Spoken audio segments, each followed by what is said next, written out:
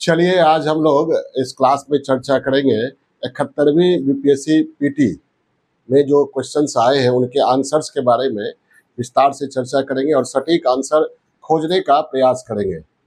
और इससे पहले कि क्वेश्चन आंसर हम बताना शुरू करें, एनालिसिस करना शुरू करें, उससे पहले मैं सफलता की अग्रिम शुभकामना देता हूँ। शुभकामनाएं तो दे ही सकता हूँ और इसके बाद हम शुरू करते हैं। पहला है क्वेश्चन, ये पहले ये बता दें, मैं बता दो 71वीं बीपीएससी पीटी का ये booklet series number series H है। ये ध्यान रखिएगा, 71वीं BPSC PT exam 2025 booklet series H है। तो एच बुकलेट सीरीज एच जो मुझे अवेलेबल हुआ, मैंने उसी को उठाया और एक सिलसिलेवार क्रमवार मैं इस सभी के आंसर बताने जा रहा हूँ। जहाँ विश्लेषण की जरूरत होगी वहाँ विश्लेषण भी करूँगा। और यहाँ इस बार जो क्वेश्चंस पूछे गए हैं बहुत ही अच्छे क्वेश्चंस हैं और स्तरीय हैं। इस बार बीपीएससी ने अपना स्तर अच्छा बना कर रखा है, इसी तरह पूछा भी जाना चाहिए। सबसे पहला क्वेश्चन, ज़्यादा ना बोलते हुए हम क्वेश्चन पर आते हैं। सबसे पहला क्वेश्चन है बुकलेट एच सीरीज का। यूएनडीपी के मानव विकास सूचकांक रिपोर्ट 2025 के अनुसार भारत में जीवन प्रत्याशा 1990 में 58.6 वर्ष थी। यह 2023 में कितनी हो गई? तो ये पहला आंसर होगा 72 ईयर। बुकलेट एच सीरीज में ये पहला है, ए है 72 ईयर्स। लेकिन मैं बता दूं, मैंने जो अध्ययन किया क्वेश्चंस का, उसमें हर एक बुकलेट में क्रम बदला हुआ होगा, तो आंसर ज्यादा पर जोर दीजिएगा। आंसर का क्रम ABCD 1 2 3 ये क्या वो नहीं, आंसर पर ज्यादा जोर दीजिएगा, ठीक है। जैसे 72 वर्ष यहाँ ए है, तो किसी सीरीज में 72 वर्ष BC हो सकता है, तो आंसर समझिएगा। मैं आंसर भी लिखते जा रहा हूँ। पहला है यूएनडीपी के मानव विकास सूचकांक ह्यूमन डेवलपमेंट इंडेक्स रिपोर्ट 2025 के अनुसार भारत में जीवन प्रत्याशा 1990 में 58.6 वर्ष थी। या 2023 में कितनी हो गई? तो ए होगा 72 वर्ष। ए पहला, ए 72 ईयर्स। दूसरा सवाल है, फरवरी 2025 में artificial intelligence AI action summit, AI का फुल फॉर्म हुआ आर्टिफिशियल इंटेलिजेंस एक्शन समिट, किस शहर में आयोजित हुआ था? तो ये मुख्य परीक्षा के क्लास में मैंने AI एक्शन समिट के बारे में पढ़ाया भी था, क्योंकि अभी आर्टिफिशियल इंटेलिजेंस की पूरी दुनिया में चर्चा है। तो इस पूरी दुनिया में आर्टिफिशियल इंटेलिजेंस को लेकर अगर कहीं कुछ हो रहा है तो उस पर पूछा जाना लाजमी था। सेटर बहुत अच्छे थे और इसमें हमारे प्रधानमंत्री मोदी भी शामिल हुए थे, फ्रांस गए थे, मैंने पढ़ाया था। तो ये पेरिस में हुआ था। दूसरा बी होगा, बुकलेट सीरीज एच में बी में ये दिया हुआ है पेरिस। ये कई बार मैंने आर्टिफिशियल इंटेलिजेंस पर चर्चा करते हुए पढ़ाया था। आर्टिफिशियल इंटेलिजेंस ऐसा टॉपिक है जो मुख्य परीक्षा में भी पूछा जाएगा, GS में भी पूछा जा सकता है और essay में भी पूछा जा सकता है। यद्यपि essay में पूछा जा चुका है, लेकिन फिर पूछा जा सकता है दूसरे तरीके से, कुछ और स्टेटमेंट देकर पूछा जा सकता है। तीसरा सवाल है 96 अकादमी पुरस्कार 2024 में एम्मा स्टोन को किस फिल्म में मुख्य भूमिका के लिए ऑस्कर मिला? उपरोक्त में से एक से अधिक होगा आंसर। तीसरा का डी, उपरोक्त में से एक से अधिक, उपरोक्त में से एक से अधिक होगा। मैं पहले ही बता दूं, फिल्मों में मेरी रुचि रहती नहीं है, इसलिए मैंने इसको सर्च किया फिर आंसर निकाला। चौथा एक सवाल है बुकलेट सीरीज एच का, किस गुजराती फिल्म ने 70वें राष्ट्रीय फिल्म पुरस्कार में राष्ट्रीय सामाजिक एवं पर्यावरणीय मूल्यों को बढ़ावा देने के लिए सर्वश्रेष्ठ फिल्म फीचर का पुरस्कार जीता? ये कच्छ एक्सप्रेस। चौथा सी, कच्छ एक्सप्रेस, कच्छ एक्सप्रेस। कच्छ आप लोग जानते ही हैं, दलदली इलाका है और ये गुजरात में ही है, जाहिर है ना। और हेल्लारो छल्लोसो ये गुजराती भाषा का ही शब्द है। ये कच्छ एक्सप्रेस से भी पकड़ा जा सकता था। पांचवा है, निम्नलिखित में से किस व्यक्ति या संगठन को 2024 का रेमन मैग्सेसे पुरस्कार प्राप्त हुआ? तो उपरोक्त में से एक से अधिक। एक से अधिक को प्राप्त हुआ है, इसलिए डी आंसर होगा, पांचवा का डी। उपरोक्त में एक से अधिक।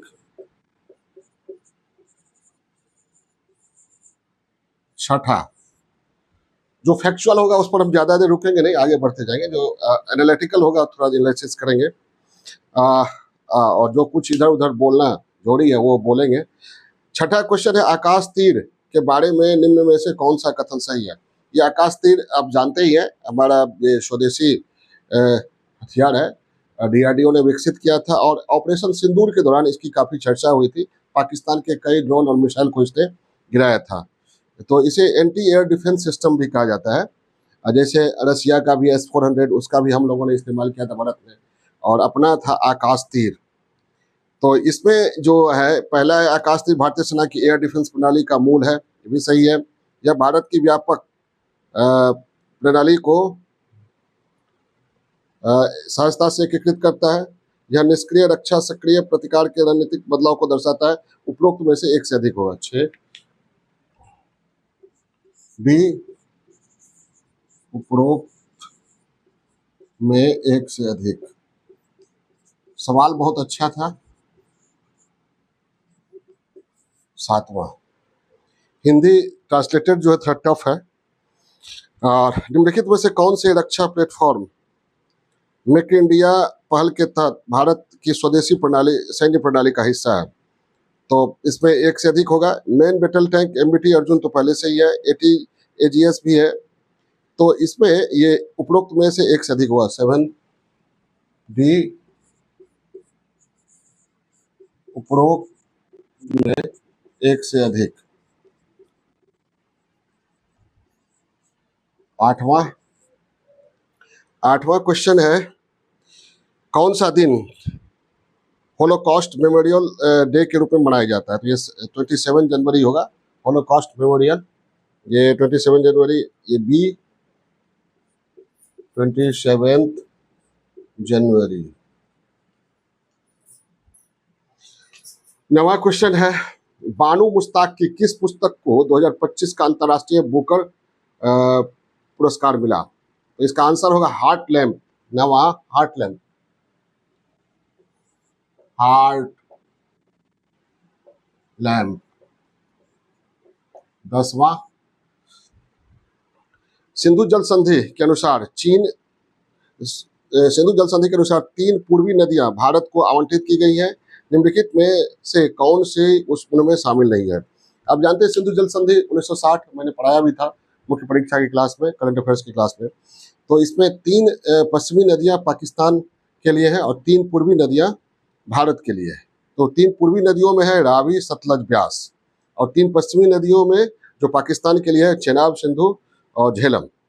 तो इसमें रावी भी है, सतलज भी है, ब्यास नहीं है, लेकिन उपरोक्त में से एक से अधिक हो जाएगा, क्योंकि रावी सतलज है पूर्वी नदियां हैं, इसके अतिरिक्त ब्यास भी पूर्वी नदियां हैं, झेलम पश्चिमी नदियां हैं। फिर भी 2 सही है, तो उपरोक्त में एक से अधिक होगा।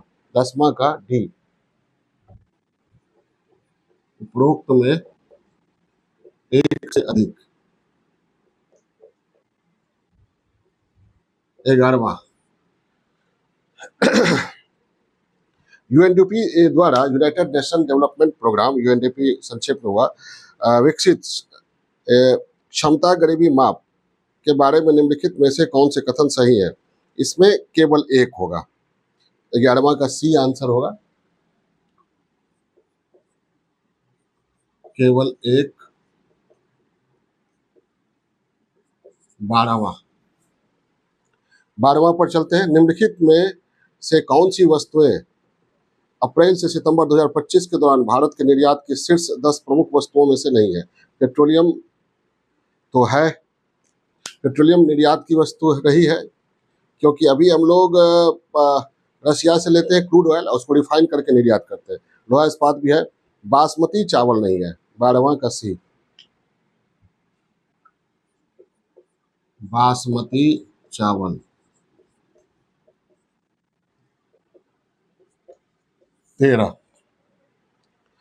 13वां टॉपिक है, भारत वन स्थिति report 2023, Indian state of forest research, Indian state state of forest report 2023 के अनुसार इसमें सी आंसर होगा। सबसे अधिक वृक्षावरण महाराष्ट्र राज्य में पाया गया है और उसके बाद राजस्थान और उत्तर प्रदेश का स्थान है। 13 का सी। 14 13 का सी में क्या है? सबसे अधिक वृक्षावरण। सबसे अधिक वृक्षावरण डॉट डॉट डॉट दे देते हैं, आप लोग समझ जाइएगा। हम बोल देते हैं सबसे अधिक वृक्षावरण महाराष्ट्र राज्य में है, उसके बाद राजस्थान, उत्तर प्रदेश। ये 3 क्रम दिया हुआ है, बिल्कुल सही है। महाराष्ट्र, राजस्थान, उत्तर प्रदेश। 14वां का है 2023 में वैश्विक सेवाओं के निर्यात में निम्नलिखित में से किस देश की भारत से अधिक हिस्सेदारी थी? तो ये आयरलैंड होगा। 14वां का बी, आयरलैंड।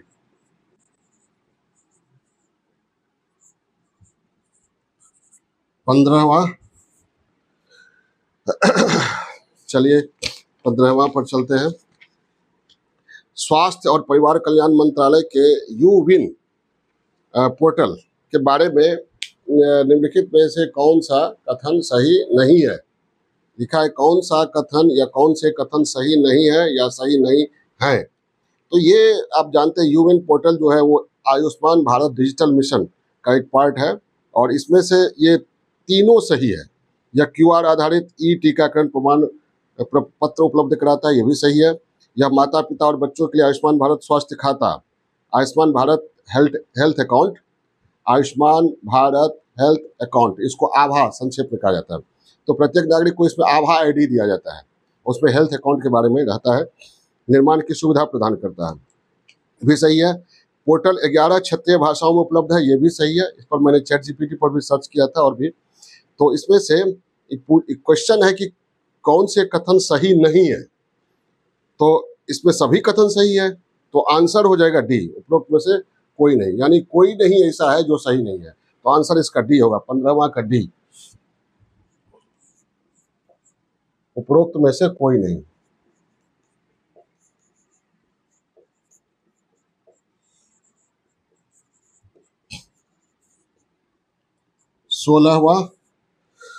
सोलहवां है किस संगठन ने संयुक्त रूप से आवास और शहरी मामलों के मंत्रालय ministry for housing and urban affairs के साथ राष्ट्रीय शहरी नवाचार स्टैक NUIS डिजिटल ब्लूप्रिंट विकसित किया है? तो ये स्पष्ट है, इस पर आप खोजिएगा भी ChatGPT पर या कहीं भी तो मिल जाएगा। चर्चा में भी रहा है। राष्ट्रीय शहरी मामले संस्थान NIUA, बी आंसर होगा। 16 का बी, राष्ट्रीय शहरी मामले संस्थान, राष्ट्रीय शहरी मामले संस्थान, इसको संक्षेप में national urban institute of affairs, national institute for urban affairs, ये होगा NUIA संक्षेप में। 16वां का बी आंसर हो गया। 17वां देखते हैं हम क्या है। 17वां 31 अक्टूबर 2024 तक भारतमाला परियोजना के तहत किस राज्य में सबसे अधिक निर्मित सड़क की लंबाई थी? तो इसमें राजस्थान है। मैंने ChatGPT पर देखने का प्रयास किया, राजस्थान।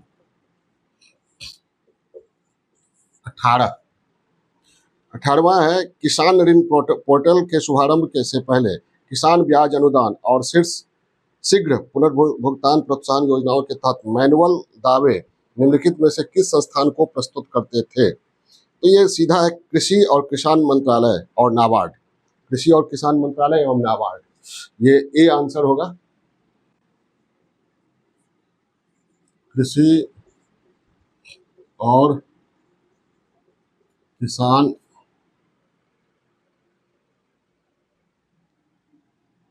मंत्रालय और NABARD.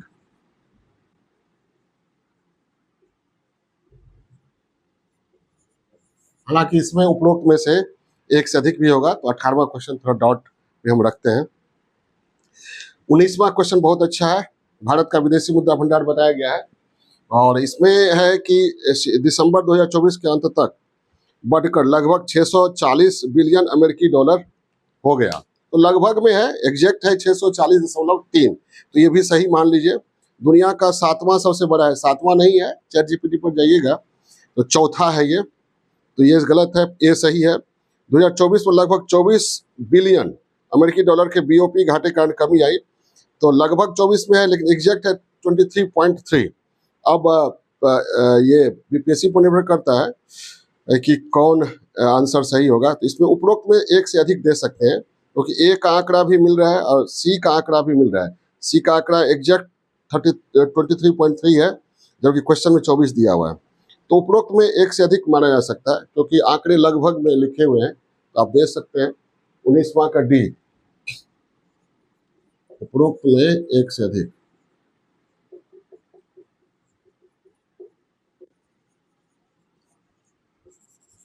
बीसवां national family health survey 5, यानी एनएफएचएस का 5वां राउंड का ये आंकड़ा है। नेशनल फैमिली हेल्थ सर्वे का 5वां राउंड का आंकड़ा के अनुसार निम्नलिखित में से किस राज्य ने 2019-20 में 6% से कम आबादी को बहुआयामी रूप से गरीब के रूप में दर्ज किया।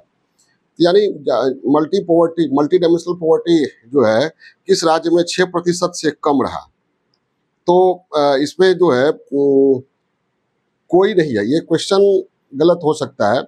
एनएफएचएस 5 के आंकड़ों के अनुसार निम्नलिखित में से किस राज्य ने 2019-20 में 6% से कम आबादी को बहुआयामी रूप से गरीब के रूप में दर्ज किया। गरीब के रूप में दर्ज किया, 6% से कम कर रहा है। अब मैंने जो सर्च किया था उसमें जम्मू कश्मीर में 12.58% है, हिमाचल प्रदेश में 7.62% है, उत्तर प्रदेश में 22.93% है। तो इसमें 6% से कम कोई है ही नहीं, उपरोक्त में से एक से अधिक भी नहीं होगा। हाँ, अब ये रहता है कि उपरोक्त में 6% से कम आबादी को बहुआयामी रूप से गरीब के रूप में दर्ज नहीं किया, तब भी आंसर हो सकता था। तो इस क्वेश्चन जो डॉटेड क्वेश्चन वो है, डाउटफुल है। 20 को छोड़ते हैं हम, कुछ भी कहना इसमें मुश्किल है, मैंने बता दिया सब कुछ। अब 21वां क्वेश्चन बहुत अच्छा क्वेश्चन है, शानदार क्वेश्चन है। जैसे इसमें 21वां क्वेश्चन में सूची 1 कॉलम 1 में जो दिया हुआ है, लिखा हुआ है कंसेप्चुअल बातें हैं, और कॉलम 2 में, सूची 2 में भी दिया हुआ है। तो इसमें देखिए, पहला है प्रदर्शन, उपलब्धि और व्यापार, performance, achievement and trade plan. ये आपको ऊर्जा गहन उद्योगों में उत्सर्जन को कम करने का लक्ष्य के मामले में ये था। ऊर्जा गहन उद्योगों में कि कहाँ जहाँ ऊर्जा ज़्यादा खर्च होती है और उसका क्या उपलब्धि होती है और क्या व्यापार में क्या भूमिका है, ताकि उसके बारे में सरकार निर्णय ले सके। तो कॉलम 1 में ए जो है उसका बी का दूसरा मिलान होगा। बी है तटरेखा, आवास और मूर्त आय के लिए मैंग्रोव पहल, मिस्टी। ठीक है, तो बी का जो होगा 1 होगा। 2022-23 के केंद्रीय बजट में इसे प्रस्तुत किया गया था, 2023-24 के केंद्रीय बजट में प्रस्तुत किया गया था। मिस्टी का फुल फॉर्म है mangrove initiative for shore line habitats and tangible incomes. तो ये इसका आंसर, ये बी का 1 हो जाएगा मिलान। पर्यावरण के लिए जीवन शैली, life style for environment, life इसको संक्षेप में कहा जाता है। ये आपको नवंबर 2021 में ग्लासगो में COP 26 में इसको लॉन्च किया गया था, लाइफ को। उसके बाद नेशनल ये action plan for clean air, राष्ट्रीय स्वच्छ वायु कार्यक्रम, ये आपको तीसरा हो जाएगा। राष्ट्रीय स्तर की रणनीति के रूप में 2019 में इसे लॉन्च किया गया था, NCAP, national clean air plan या प्रोग्राम। तो इसका आंसर देख रहे हैं, मिलान करने पर 2143 होता है, 2143। तो बुकलेट सीरीज H में ये C में है 2143, C में 2143, 22वां। चलिए 22वां देखते हैं। वार्षिक PLFS 2023-24 रिपोर्ट के अनुसार इसमें बी आंसर होगा। 36 राज्यों और केंद्र शासित प्रदेशों, दोनों मिला के 36 है, में से 90% राज्यों में कार्यबल भागीदारी दर, वर्क पार्टिसिपेंट रेट सभी उम्र के लिए राष्ट्रीय औसत 43.7% से नीचे है। बी आंसर होगा। और बी में क्या है मैंने बोल ही दिया। उसके बाद आइए 23, निम्नलिखित में से क्या विज्ञान एवं प्रौद्योगिकी और नवाचार नीति 2020 का परिणाम नहीं था क्या? तो इसमें अटल इनोवेशन मिशन इसका परिणाम नहीं था। ये 23 का सी होगा, Atal innovation mission. C, Atal innovation mission 2000 booklet H series में पहले ही सारा टफ दे दिया गया था। 24वां, इकोनॉमी से इस बार बहुत अच्छा कंसेप्चुअल क्वेश्चन पूछा गया है और जो चर्चा में रहने वाला क्वेश्चन है, जिस पर मेंस में भी पूछने की संभावना रहती है। मेंस उदाहरण के रूप में, फैक्ट के रूप में इस्तेमाल जिस फैक्ट को किया जा सकता है, वैसे फैक्ट पूछे गए हैं।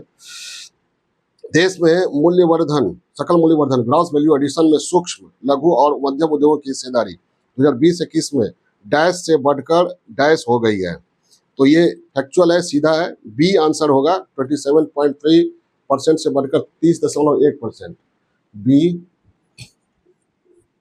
27.3% से बढ़कर 30.1% हो गया है।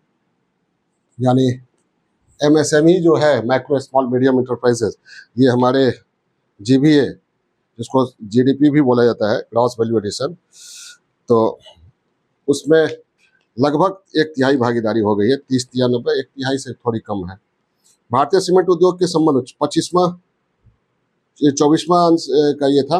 25वां है, भारतीय सीमेंट उद्योग के संबंध में निम्नलिखित में से कौन सा कथन सही है? तो इसमें केवल एक कथन सही है और केवल एक में है, भारत का लगभग 87% सीमेंट उद्योग राजस्थान, आंध्र प्रदेश और मध्य प्रदेश जैसे कुछ प्रमुख राज्यों में केंद्रित है। तो 25 का 1 सही है। और उसके बाद सही उत्तर चुनने के लिए कोड किया गया है A1, 2, 1 और 3 उपरोक्त में से एक से अधिक।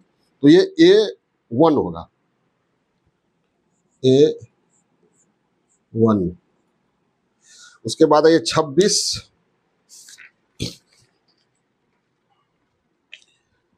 में है, बिहार में मिशन दक्ष का प्राथमिक उद्देश्य क्या है?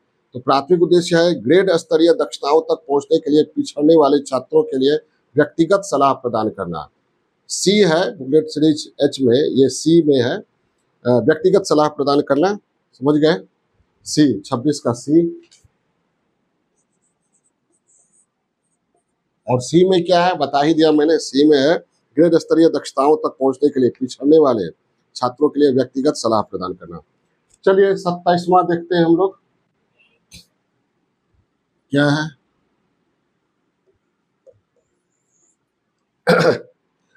27 में बिहार स्टार्टअप नीति 2022 के युवा ढांचे के तहत निम्नलिखित में से कौन सा घटक सही नहीं है या कौन से घटक सही है? तो इसमें उपरोक्त में से एक से अधिक होगा। उपरोक्त में से एक से अधिक होगा। शिक्षा प्रणाली में जीवंतता ये है ही, समर्थन के लिए नियामक समर्थन ये है ही, अंतर्राष्ट्रीय बाजार विस्तार योजना ये भी है ही। बहुत सारी ऐसी चीजें हैं हमारे यहाँ जिनका अंतर्राष्ट्रीय बाजार विस्तार किया जा सकता है, तो उसके लिए भी प्लान है इसमें। तो उपरोक्त में से एक से अधिक होगा। बी, उपरोक्त में से एक से अधिक।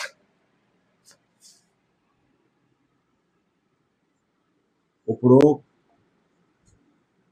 में से एक से अधिक। 28वां चलिए क्या है देखते हैं। 28वां है 2023-24 बिहार के आर्थिक सर्वेक्षण के बारे में निम्नलिखित में से कौन सा कथन सही है? तो इसमें आपको ए और बी सही है, इसलिए इसका सही आंसर उपरोक्त में से एक से अधिक होगा। जैसे मौजूदा कीमतों पर बिहार की प्रति व्यक्ति जीएसडीपी पिछले वर्ष की तुलना में 2023-24 में 12.8% बढ़ी, ये भी सही है। बी है 2023-24 में बिहार के जीएसवीए ग्रॉस स्टेट वैल्यू एडिशन स्थिर मूल्य पर फिक्स्ड प्राइस पर तृतीय क्षेत्र की अनुमानित हिस्सेदारी 58.6% है, ये भी सही है। सी सही नहीं है, तो इसमें उपरोक्त में से एक से अधिक हो जाएगा। उपरोक्त में से एक से अधिक हो जाएगा। डी, उपरोक्त में से एक से अधिक। 29 में चलते हैं हम लोग। 29 में निम्नलिखित कथनों पर विचार कीजिए। बिहार में युवा जनसंख्या के अनुपात में 2041 तक गिरावट का अनुमान है। दूसरा है बिहार का जनसांख्यिकीय लाभांश 2041 के आसपास चरम होने पर उम्मीद है। तीसरा, बिहार बुजुर्ग आबादी 60+ भारत की तुलना में अधिक तेजी से बढ़ने की उम्मीद है। इसमें भी एक से अधिक होगा। डी, उपरोक्त में से एक से अधिक। जहां उपरोक्त में डी लिखा होगा, उपरोक्त में से एक से अधिक समझ जाइएगा आप लोग। इसके बाद 31वां पर चलते हैं। इंडियन पॉलिटी का ये आ जाएगा। लोकसभा के सचिवालय स्टाफ की नियुक्ति की शक्ति किसमें निहित है? लोकसभा अध्यक्ष से परामर्श के उपरांत राष्ट्रपति में।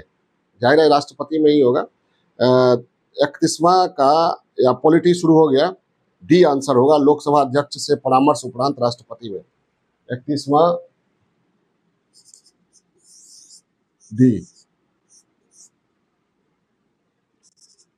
32वां इंडियन पॉलिटी का सवाल शुरू हुआ। भारत का महान्यायवादी, ए आंसर सही होगा। राष्ट्रपति को विधिक मामले में परामर्श देता है और ये बहुत ही लॉलीपॉप सवाल है। ए आंसर सही होगा।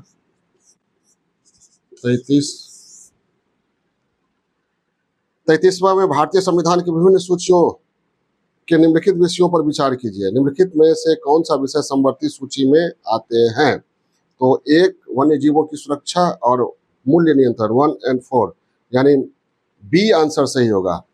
वन्य जीवों की सुरक्षा ये समवर्ती सूची में है। मूल्य नियंत्रण समवर्ती सूची में है। और कृषि पर आए तो ये राज्य सूची हो जाएगा। विद्युत उपभोग ये भी नहीं होगा। तो 1 और 4 सही है। 33वां का बी।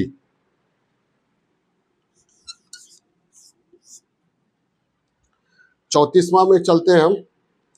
निम्नलिखित में से कौन सा नीति निदेशक तत्व गांधीवादी सिद्धांतों के अनुरूप नहीं है? कौन सा नीति निर्देशक तत्व? तो ग्राम पंचायतों का गठन, ये तो है, ये गांधी जी का सपना था, ग्राम स्वराज, ग्राम पंचायत।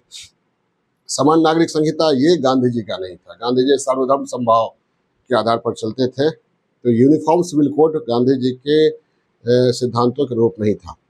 ग्रामीण क्षेत्र में कुटीर उद्योग, ये भी था। काम का अधिकार, ये अब कह सकते हैं दुर्बल वर्गों की सशक्तिकरण के लिए काम का अधिकार जरूरी है और गांधी जी ऐसा चाहते थे। तो ये चौथा भी कह सकते हैं। यानी इसमें पूछा गया कौन सा तत्व गांधीवादी सिद्धांत के अनुरूप नहीं है। तो एक तो ये हो गया, समान नागरिक संहिता नहीं है। 2 और 4 होगा। सी होगा आंसर इसका। सही आंसर सी होगा। काम का अधिकार साम्यवादी सिद्धांत के अनुरूप है और साम्यवाद में गांधी जी की रुचि नहीं थी। तो सही आंसर सी होगा। 2 और 4, समान नागरिक संहिता और काम का अधिकार, ये गांधीवादी सिद्धांतों के अनुरूप नहीं है। बहुत लोग दे सकते हैं कि केवल एक ग्राम पंचायतों का गठन, ऐसी बात नहीं है। तो 2 और 4 सी आंसर होगा। सी 2 और 4 सही है। गांधीवादी सिद्धांतों के अनुरूप नहीं है, समान नागरिक संहिता और काम का अधिकार। उसके बाद आइए 35वां है। निम्नलिखित में से कौन सुमेलित नहीं है? तो इसमें सी सुमेलित नहीं है। अनुसूचित क्षेत्रों का प्रशासन, ये 5वीं अनुसूची में आता है। तो 35वां का सी होगा। अनुसूचित क्षेत्रों का प्रशासन 5वीं अनुसूची में आएगा, जबकि इसमें 6ठी अनुसूची दिया हुआ है। यह सुमेलित नहीं है। बाकी शपथ का प्रारूप 3री अनुसूची सही है। राज्यसभा में सीटों का आवंटन 4थी अनुसूची, ये भी सही है। संघ सूची 7वीं अनुसूची, ये भी सही है। तो ये 35वां हो गया। इसके बाद हम लोग चलते हैं 36वां पर। ओके,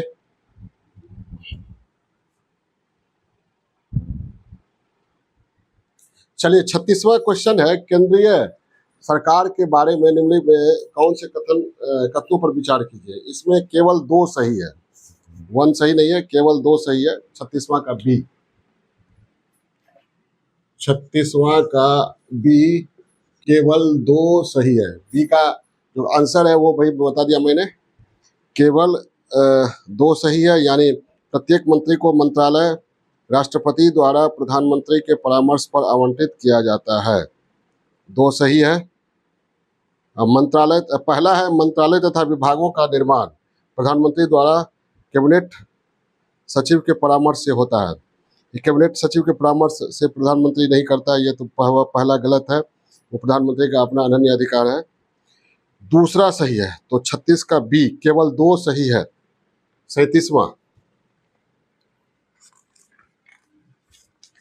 37वां है राज्य विधायिका की कार्यवाही के बारे में क्या सत्य है। तो इसमें जो है पहला महाधिवक्ता को मत देने का अधिकार, ये बिल्कुल गलत है।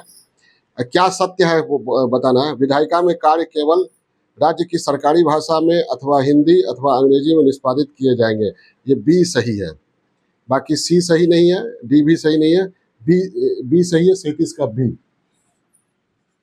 भाषा पर है, हिंदी या अंग्रेजी या राज्य की जो भाषा है उसी में कार्यवाही संपन्न हो सकती है। 38वां है भारतीय संविधान मौलिक अधिकारों पर औचित्यपूर्ण प्रतिबंध का प्रावधान करता है, किंतु औचित्य को ध्यान में रखना चाहिए। सामान्य जन का हित संरक्षित हो, सही है। और विद्यमान सामाजिक मूल्य और सामाजिक आवश्यकताएं अवरुद्ध न हो, ये भी सही है। राज्य के नीति निर्देशक सिद्धांतों को नजरअंदाज किया जा सकता है, ये गलत है। सामूहिक हित बेहतर नहीं है, ये भी गलत है। इसमें 1 और 2 सही है, 1 और 2 सही है। या इसमें जो है 38 मात्रा कंसेप्चुअल सवाल है, इसमें देखिए, इसमें सामान्य जन का हित संरक्षित हो, मूल अधिकार आप लोग पढ़ते हुए, तो मूल अधिकार पर प्रतिबंध भी लगाया गया है। ये इसलिए कहा जाता है कि भारतीय संविधान नागरिकों को मूल अधिकार देता है एक हाथ से और दूसरे हाथ से मूल अधिकार छीन लेता है। तो मूल अधिकार छीनने के लिए युक्त प्रतिबंध, यानी किन आधारों पर, युक्त आधारों पर ही मूल अधिकार छीना जा सकता है। जैसे राइट टू स्पीच, वाक की स्वतंत्रता है, बोलने की स्वतंत्रता है, ये मूल अधिकार है, भारतीय संविधान ने दिया है अपने नागरिकों को। लेकिन बोलने की स्वतंत्रता का मतलब ये नहीं कि आप देश की संप्रभुता का उल्लंघन कीजिए, किसी व्यक्ति की गरिमा का उल्लंघन कीजिए। तो व्यक्ति की गरिमा का उल्लंघन, संप्रभुता का उल्लंघन, अखंडता का उल्लंघन, इस आधार पर देशद्रोह के आधार पर मूल अधिकार छीना जा सकता है। तो अब इसमें देखिए, सामान्य जन का हित संरक्षित हो, ये ध्यान में रखना चाहिए, ठीक है। विद्यमान सामाजिक मूल्य और सामाजिक आवश्यकताएं अवरुद्ध न हो। अब ये विद्यमान सामाजिक मूल्य जो है, सोशल वैल्यू और सामाजिक आवश्यकताएं, सोशल नेसेसिटी, अवरुद्ध न हो, ये है दूसरा। तीसरा चौथा तो बिल्कुल गलत है, पहला और दूसरा में ये कंफ्यूजन हो सकता है। तो संविधान को सोशल वैल्यू या समाज में जो परंपराएं हैं उनसे कोई विशेष लेना देना नहीं है। परंपराएं बहुत हो सकती हैं जो संविधान के मूल भावनाओं के अनुकूल नहीं हो, जो सदियों से चली आ रही हो, तो वो उस पर वो अवरुद्ध हो सकता है। जैसे मान लीजिए कि मंदिर में महिलाओं का प्रवेश, बहुत ये सामाजिक आवश्यकता है, बहुत दिनों से चली आ रही है, परंपरा है। अगर उसको मूल्य मान लिया जाए तो संविधान तो उसको नहीं मानेगा। तो दूसरा भी ये गलत हो सकता है, केवल 1 सही हो सकता है। तो अब इसमें या तो ये कंफ्यूजन होगा, या तो बी सही होगा, आंसर बी में है 1 और 2 सही है, या फिर डी केवल 1 सही है। एक जो कथन दिए हुए उसमें पहला तो बिल्कुल क्लियर है, वो तो सही है ही। दूसरा सही बीपीएससी मान भी सकती है, नहीं भी मान सकती है। अगर दूसरा सही मानती है तो आंसर होगा बी, 1 और 2 सही है, 1 और 2 सही है। अगर 2 को नहीं मानती है तो केवल 1 सही है, यानी डी आंसर हो जाएगा। बुकलेट सीरीज एच में देखिए। 39वां है, निम्नलिखित में से कौन वित्त आयोग के सदस्य के लिए आवश्यक अर्हताओं का निर्धारण करता है। मंत्रिपरिषद नहीं कर सकता है, हमारे यहाँ डेमोक्रेसी है, कार्यपालिका नहीं कर सकती, भारत राष्ट्रपति भी नहीं कर सकते हैं, और संघीय कैबिनेट भी नहीं, संसद ही कर सकती है। ये 39 का सी, संसद विधि द्वारा, संसदीय विधि द्वारा। 40वां का क्या है देखिए, निम्नलिखित कथनों पर विचार कीजिए। सदन को आहूत करने का अर्थ दीक्षांत है, ये बिल्कुल गलत है। स्थगन में सत्रावसान होता है, सही है। विघटन सदन को समाप्त करता है, सही है। स्थगन सदन के नेता द्वारा अकेले किया जा सकता है, ये सही नहीं है। तो ये 2 और 3 सही है। 40 का बी होगा, 40 का बी।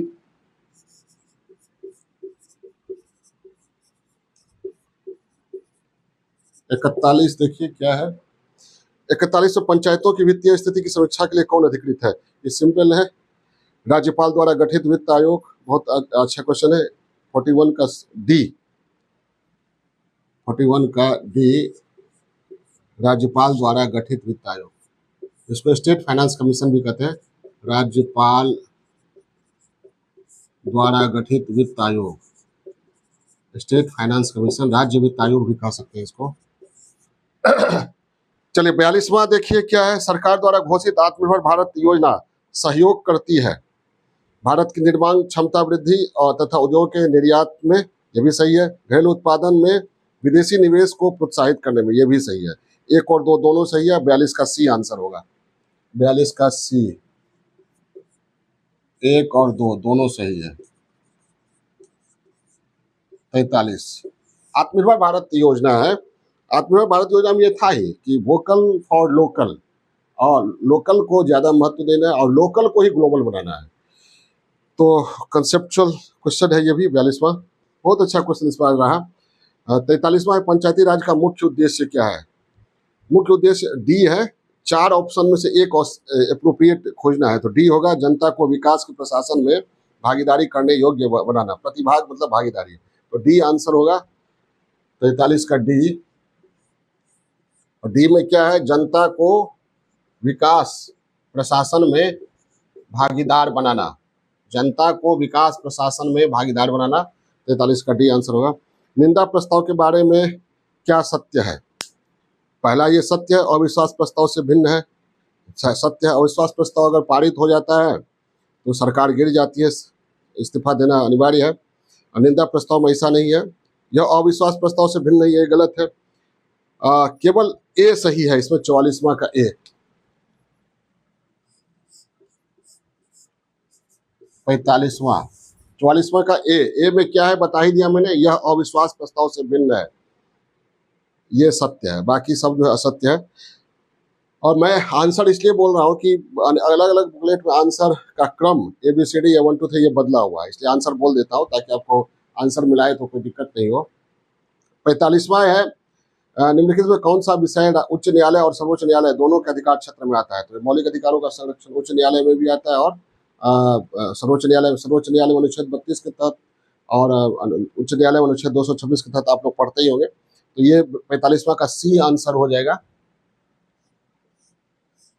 45वां का मौलिक अधिकारों का संरक्षण, मौलिक। 46वां कांग्रेस के, अब हिस्ट्री से सवाल आ रहा है। कांग्रेस के किस भारतीय नेता ने प्रथम बार उग्रवादियों पर सुरक्षित वाल्व सिद्धांत का, सॉरी, कांग्रेस में किस भारतीय नेता ने प्रथम बार उदारवादियों पर सुरक्षित वाल्व सिद्धांत, अंग्रेजी में सेफ्टी वाल्व थ्योरी का प्रयोग करने का आक्षेप लगाया? तो ये सेफ्टी वाल्व थ्योरी ये लाला लाजपत राय का है। 46 का ए, 46 ए या L² लिखते हैं हम, लाला लाजपत राय, इन्होंने दिया था safety valve theory. Safety valve theory क्या कहती है कि अंग्रेजों के विरुद्ध जो असंतोष पनप रहा था भारतीयों में, उसके सुरक्षित निकासी के लिए सेफ्टी वाल्व के रूप में कांग्रेस का गठन किया गया। ये लाला लाजपत राय का कहना था, यानी अंग्रेजों ने अपने राज को बचाने के लिए इसका गठन किया था। तो ये सेफ्टी वाल्व थ्योरी है। और उदारवादियों का कहना था कि ठीक है अंग्रेज हमें सेफ्टी वाल्व समझते थे, लेकिन हमने लाइटनिंग कंडक्टर, त्वरित चालक के रूप में ये एओ ह्यूम का इस्तेमाल किया। और ये एओ ह्यूम को अध्यक्ष बनाने के क्रम में ये लाइटनिंग कंडक्टर, त्वरित चालक सिद्धांत का भी ये आया था। ठीक है, चलिए 46वां। 47वां है, दिल्ली में किसके राजकीय प्रवेश के अवसर पर किस वायसराय पर बम फेंका गया? ये क्लियर है। कलकत्ता से दिल्ली राजधानी स्थानांतरण हो रहा था, लॉर्ड हार्डिंग पर फेंका गया था। 47 का सी, लॉर्ड हार्डिंग। 47 सी, लॉर्ड हार्डिंग।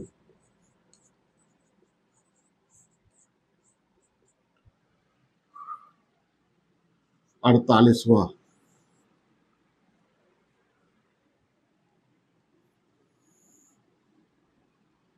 सवाल है,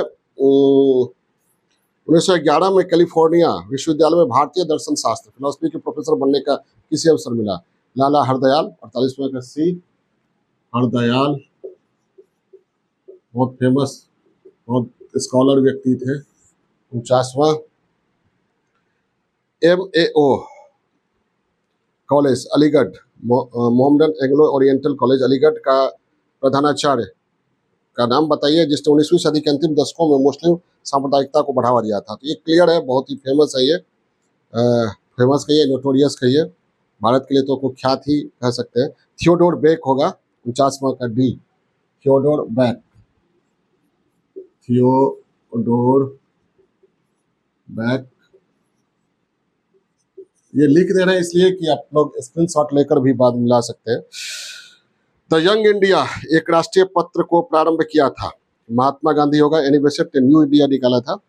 ए होगा आंसर। 50वां का ए महात्मा गांधी, महात्मा गांधी। 51वां देखिए क्या है। 51वां है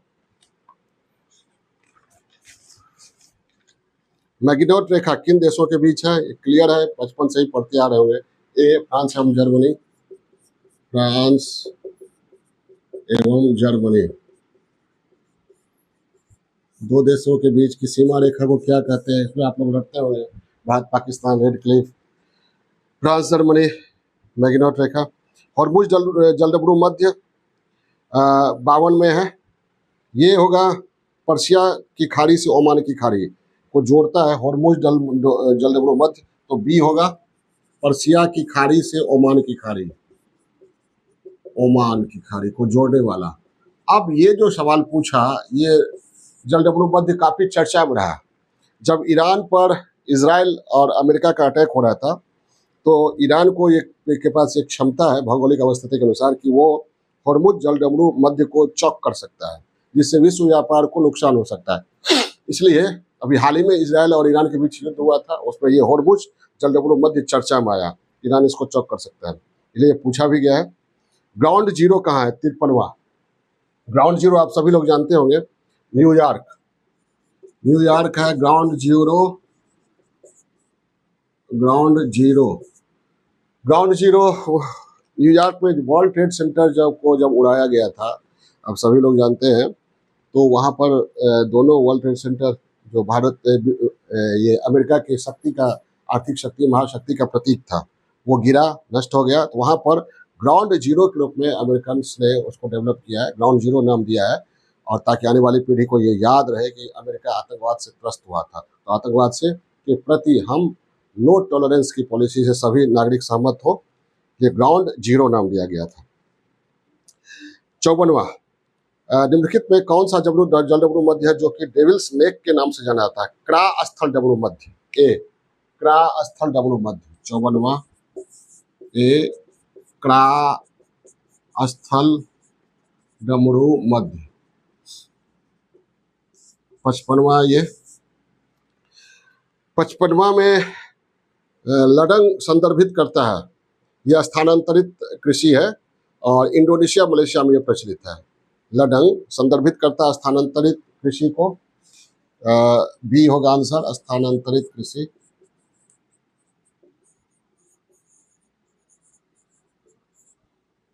56वां है दुनिया का सबसे बड़ा नदी द्वीप। ये भी क्वेश्चन बहुत पॉपुलर क्वेश्चन है। माजुली द्वीप, ए माजुली द्वीप। 57वां भारत का सबसे बड़ा द्वितीय नदी बेसिन, गोदावरी नदी बेसिन है। ये भी बहुत पॉपुलर क्वेश्चन, नॉन क्वेश्चन है। सी गोदावरी बेसिन। ज्योग्राफी से सवाल आ रहा है और हम अपने घर से बना रहे हैं, इसलिए कुछ दिक्कतें आएंगी आप लोगों को। जो लिख रहे हैं वो भी सुनिएगा, जो बोल रहे हैं उससे वो भी सुनिएगा, क्लियर होगा आंसर। 58वां है निम्नलिखित में से कौन सा अलकनंदा और भागीरथी के संगम का स्थल है? ये भी क्लियर क्वेश्चन है, कई बार पूछा गया। देवप्रयाग, डी देवप्रयाग।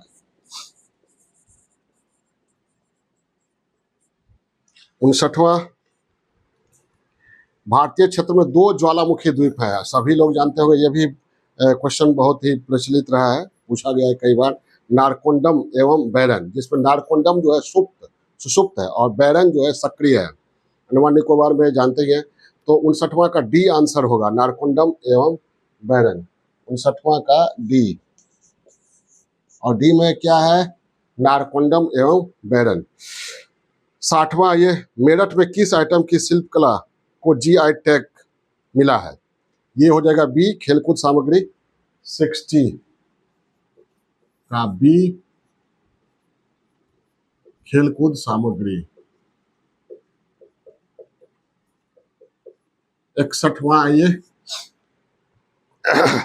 भारत में समशीतोष्ण वन अनुसंधान केंद्र किस शहर में स्थित है? तो ये शिमला होगा, क्लियर रखिएगा, शिमला समशीतोष्ण वन अनुसंधान केंद्र शिमला होगा। जबकि वन अनुसंधान संस्थान ये देहरादून में है। यहाँ समशीतोष्ण वन अनुसंधान केंद्र पूछा है तो ये शिमला होगा। वन अनुसंधान संस्थान कहाँ है? देहरादून में है। कान्हा नेशनल पार्क एमपी में है, कान्हा नेशनल पार्क। सी, मध्य प्रदेश, एमपी।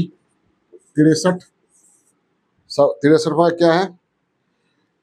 लोकटक क्या है? एक झील है, सभी लोग जानते होंगे, यह भी सवाल कई बार पूछा गया है। लोकटक क्या है? एक झील है। 64, निम्नलिखित में कौन सा पार्क या अभ्यारण्य बिहार में बाघ परियोजना के अंतर्गत आता है? बहुत ही फेमस है भारत में और बिहार में, सभी लोग जानते होंगे। VTR जिसको संक्षेप में बोलते हैं, वाल्मीकि टाइगर रिजर्व, वाल्मीकि राष्ट्रीय पार्क इसमें लिखा हुआ है, VTR के नाम से मशहूर है, वाल्मीकि टाइगर रिजर्व। तो 64वां का ए होगा, वाल्मीकि राष्ट्रीय पार्क। वाल्मीकि, हम VTR लिख देते हैं, आप लोग समझ जाइएगा, VTR। 65वां का क्या है?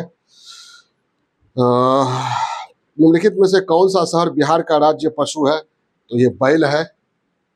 बैल किस ऑप्शन में है? ए ऑप्शन में है बैल। 66वां क्या है? देखिए 66वां सवाल, बिहार में नालंदा विश्वविद्यालय की पुनर्स्थापना ये 2007 में माननीय नीतीश कुमार जब सीएम बने हैं, उसके बाद उन्होंने उसमें रुचि लेना आरंभ किया और 2007 में इसकी पुनर्स्थापना हुई है। ए 2007।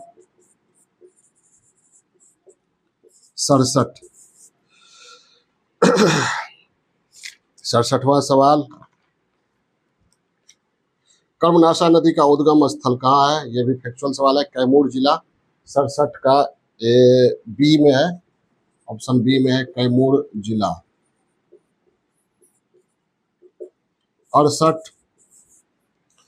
68वां, बिहार संपूर्ण भारत का कितना % पायराइट उत्पादित करता है? ये भी फैक्चुअल है, सीधे पर जाते हैं, 95%।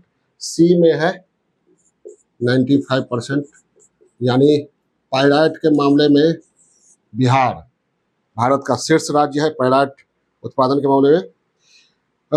69वां है 69, बिहार के किस जिले में सोना पाया जाता है? जमुई जिला बहुत फेमस है, जमुई जिला। ए में है जमुई जिला। 70वां आइए, 70वां सवाल क्या है? बिहार का अधिकांश भाग निम्नलिखित में से किस प्रकार की जलवायु के अंतर्गत आता है? तो ये बी आंसर होगा, उपोष्ण कटिबंधीय मानसून। बी, उपोष्ण कटिबंधीय मानसून। 70वां, उसके बाद 71वां पर चलते हैं हम लोग। 71वां का ये है सवाल, साइंस से आ गया। हम एक लकड़ी के बक्से को 200 न्यूटन बल लगाकर उसे नियत वेग से फर्श पर धकेलते हैं, सीमांत घर्षण बल होगा, तो 200 न्यूटन ही होगा। 71 का ए 200 न्यूटन। 71 ए 200 न्यूटन। 72, एक ट्रक विराम अवस्था से किसी पहाड़ी के नीचे की ओर नियत त्वरण से लुढ़कना शुरू करता है। यह 20 सेकंड में 400 मीटर की दूरी तय करता है। यदि ट्रक का द्रव्यमान 7 टन है तो उस पर लगने वाला बल कितना होगा? 72 का 14,000 न्यूटन आंसर होगा। D 14,000 Newton. सीधे हम लिखते जा रहे हैं समय बचाने के लिए, प्रोसेस में नहीं जा रहे हैं। किसी घर में एक महीने में ऊर्जा की खपत 250 यूनिट होती है, कुल ऊर्जा जूल में होगी 9 × 10⁸। सी आंसर होगा 9 × 10⁸ जूल। 74वां सवाल, किस माध्यम में ध्वनि की चाल अधिकतम होती है? तो ठोस में अधिक होती है या ठोस में? स्टील लिखा हुआ है 74 बी स्टील।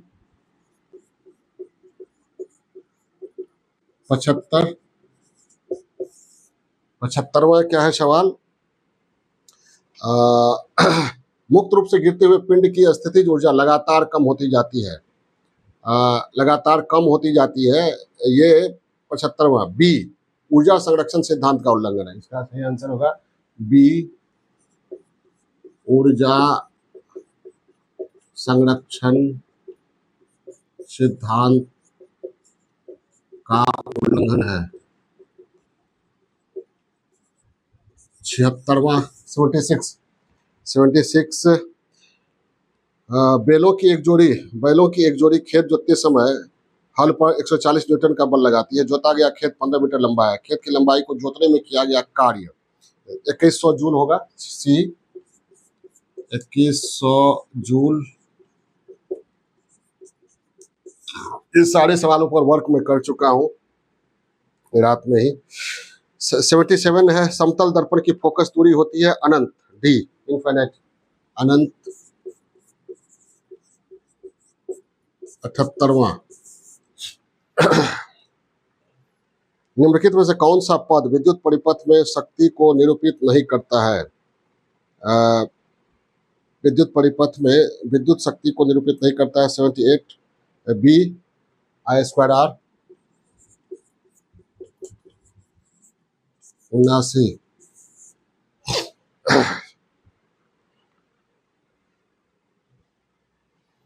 लघुपथन के समय विद्युत परिपथ में विद्युत धारा का मान बहुत अधिक बढ़ जाता है। 79 का सी बहुत अधिक बढ़ जाता है,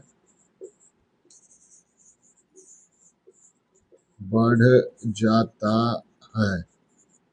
80 उपकरणों को विद्युत आघात से बचाने वाली युक्ति है। ये सभी लोग जानते हैं, इलेक्ट्रिक शॉक से बचाने वाला सभी घरों में होता है। क्या? फ्यूज। B fuse. 81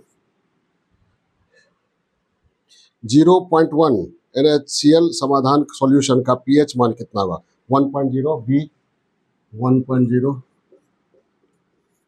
82 नीचे से रात में चमकने वाले वर्णक के रूप में कौन सा यौगिक जाना जाता है? Europium doped स्टोंटियम aluminate. 82 का बी होगा यूरोपियम, और लास्ट में है एल्यूमिनेट। इसे आप लोग पकड़ लीजिएगा, एल्यूमिनेट। जगह की कमी, संसाधन की कमी में कुछ दिक्कत हो सकती है, के कारण कुछ दिक्कत हो सकती है आप लोगों को।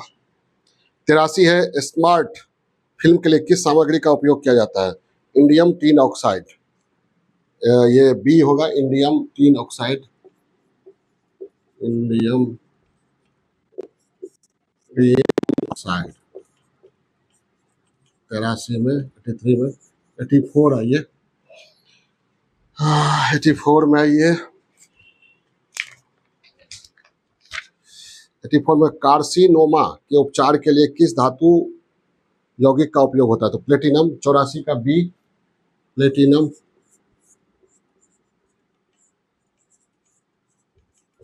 85 में है, गर्भ निरोधक गोलियों में किस यौगिक का उपयोग किया जाता है? गर्भ निरोधक गोलियों में किस यौगिक का उपयोग किया जाता है? ये होगा ए एच में ए ही है ऑप्शन में, लेवोनोगेस्ट्रोल। ए लेवोगोनेस्ट्रोल। 86 85 का ए, लेवोनोगेस्ट्रल। 86 में तेल को गैल्वेनाइज्ड आयरन पॉट में क्यों नहीं रखा जाता है? उसे सब सही होगा। वह जहरीला यौगिक बनाता है या तेल की गुणवत्ता को कम करता है, जंग देखी जाती है। तो उपरोक्त सभी आंसर हो जाएगा डी, उपरोक्त सभी। 87 में आइए, ऑक्टेन रेटिंग बढ़ाने के लिए किस यौगिक का उपयोग किया जाता है? क्लियर है, ये भी दो क्वेश्चन है। टेट्राएथिलेट, सी, टेट्राएथिलेट।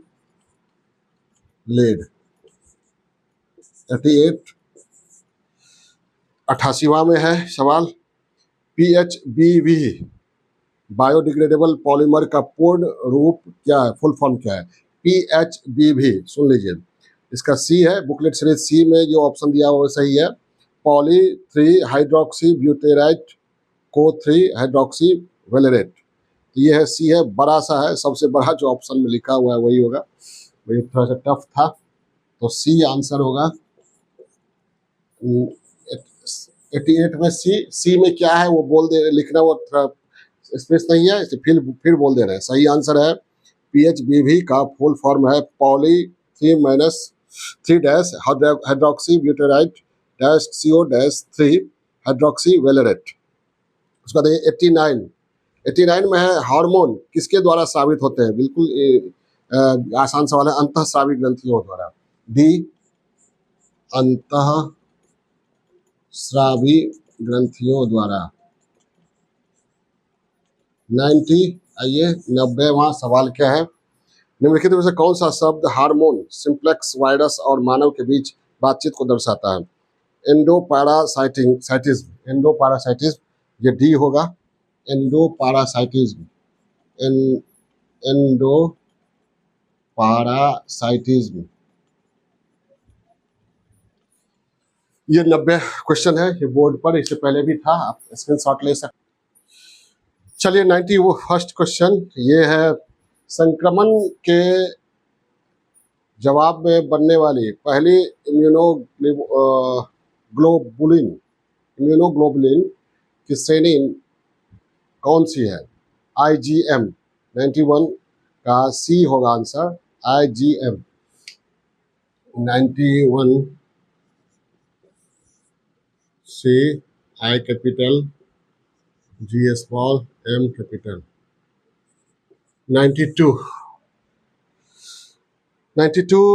में सवाल है, जैविक झिल्ली बायोलॉजिकल मेम्ब्रेन्स किससे बनी है? तो इसका ए है, लिपिड और प्रोटीन के विभिन्न संयोजन जो प्रत्येक प्रजाति, कोशिका, प्रकार और अंग के लिए विशिष्ट होते हैं। ये ए में स्टेटमेंट है, यही सही है। 92 का ए लंबा स्टेटमेंट है, इसका पहला जो है लिपिड से शुरू है, डॉट हम कर देते हैं, आप लोग समझ जाइएगा। 93, निम्नलिखित में से कौन सा एक नॉनसेंस कोडन है? Nonsense codon UAA। 93 का बी होगा, UAA।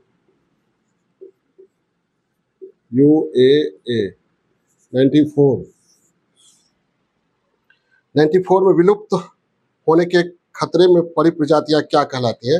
विलुप्त होने के खतरे में, जिसको अंग्रेजी में इंडेंजर्ड भी कहा जाता है, लुप्त प्राय।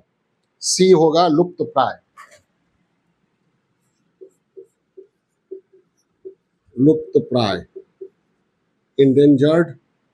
और जो दुर्लभ होती है उन्हें अंग्रेजी में रेयर कहा जाता है, सुभेद्य, वल्नरेबल कहा जाता है। और जो बिल्कुल विलुप्त हो जाती है वो एक्सटिंक्ट कहा जाता है। तो यहाँ जो क्वेश्चन है, विलुप्त होने के खतरे में पड़ी प्रजातियां, इंडेंजर्ड, जिसको हिंदी में लुप्त प्राय कह सकते हैं। 95, निम्नलिखित में से कौन सा खरीफ फसल है? तो बी, गन्ना होगा। 95 बी, गन्ना।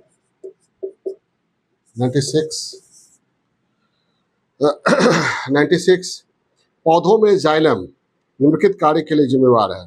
पानी और घुले हुए खनिजों के परिवहन। सभी अब ये भी क्वेश्चन आसान था, बहुत बार पूछा जा चुका है। बी, पानी और खुले हुए खनिजों के परिवहन। 96 बी, पानी और खनिजों के घोल के परिवहन। 97 में सवाल है, पौधों के वर्गीकरण में संवहनी ऊतकों वेस्क्यूलर टिश्यूज की विशेषताओं का उपयोग करने वाले पहले व्यक्ति कौन थे? तो इसमें उपरोक्त में से एक से अधिक होगा। 97 फैक्चुअल क्वेश्चन है, उपरोक्त में से एक से अधिक। डी उपरोक्त जब लिखे तब समझिए में से एक से अधिक, एकाधिक लिख देते हैं।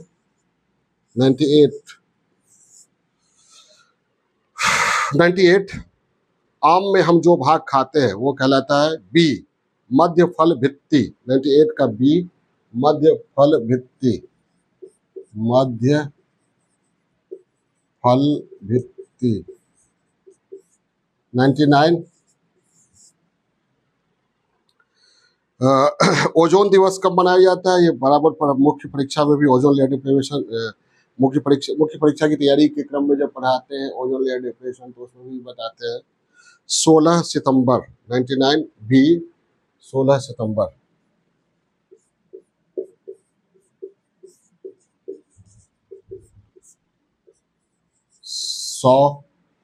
100वां क्वेश्चन, 100 पर हम लोग आ गए।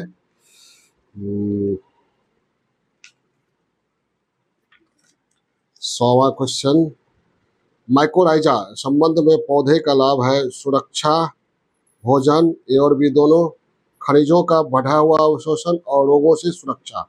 डी होगा 100वां का डी। खनिजों का बढ़ा हुआ अवशोषण और रोगों से सुरक्षा। शुरुआत स्टेटमेंट का खनिजों से है और dot dot dot dot last में सुरक्षा है, तो समझ जाइएगा। 101वां सवाल फिर हिस्ट्री से आ गया है। किस कमीशन ने सभी राजनीतिक समूहों और दलों के किसी भी भारतीय सदस्य को शामिल नहीं के कारण बेचैनी को बल मिला? इसमें सभी लोग जानते हैं, साइमन कमीशन है ये। 181 साइमन कमीशन का सभी दलों ने विरोध किया था, क्योंकि किसी भी दल के किसी भी सदस्य को साइमन कमीशन में भारतीय मामलों पर विचार के लिए नहीं रखा गया था। साइमन कमीशन का काम था भारतीय मामलों पर विचार करना, लेकिन इसमें भारत के किसी भी दल के किसी भी व्यक्ति को नहीं रखा गया था और इसी कारण सभी दलों ने मिलकर विरोध किया। तो साइमन कमीशन जो है वो नेगेटिवली नेशनलिज्म को बढ़ाया। उसके विरोध में नेशनलिज्म, एक बार राष्ट्रीय एकता काफी देखी गई, सभी दलों ने विरोध किया था साइमन कमीशन। और 102 है, किसने आजाद हिंद फौज का नेतृत्व संभाला और चलो दिल्ली की प्रसिद्ध लड़ाई का नारा दिया? दिल्ली चलो ये प्रसिद्ध नारा सुभाष चंद्र बोस ने दिया था, या रास बिहारी बोस में कंफ्यूजन हो सकता है मोहन सिंह में, लेकिन Mohan Singh Indian national army के गठन में रास बिहारी बोस, मोहन सिंह की भी भूमिका रही, लेकिन दिल्ली चलो का नारा लास्ट में सुभाष चंद्र बोस ने ही दिया। उन्होंने कमान भी संभाला आजाद हिंद फौज का और उन्होंने ही कहा तुम मुझे खून दो मैं तुम्हें आज़ादी दूंगा, और दिल्ली चलो का नारा दिया। उनका ये था कि दिल्ली में जाकर लाल किले पर झंडा फहराना, और उन्हीं के इच्छा का ध्यान रखते हुए लाल किला पर झंडा फहराते हैं हमारे देश के प्रधानमंत्री। तो 102 का डी होगा सुभाष चंद्र बोस। 102 डी सुभाष चंद्र बोस। भारतीय इतिहास के महानायक माने जाते हैं सुभाष चंद्र बोस। 103 हम या तो भारत को स्वतंत्र करेंगे या अभियान में मर जाएंगे, यह किसने कहा? महात्मा गांधी ने कहा था, डू एंड डाई। ये डी आंसर होगा, महात्मा गांधी। 104 और 104वां क्या है? 104 किसने बांटो और छोड़ो के नारे को बुलंद किया? बांटो, डिवाइड एंड क्विट। M.A. जिन्ना ने कहा था डिवाइड करो और भागो यहाँ से। तो M.A. जिन्ना होगा 104A। कराची में उन्होंने 1943 में कहा था divide and quit. M.A. Mohammad Ali जिन्ना।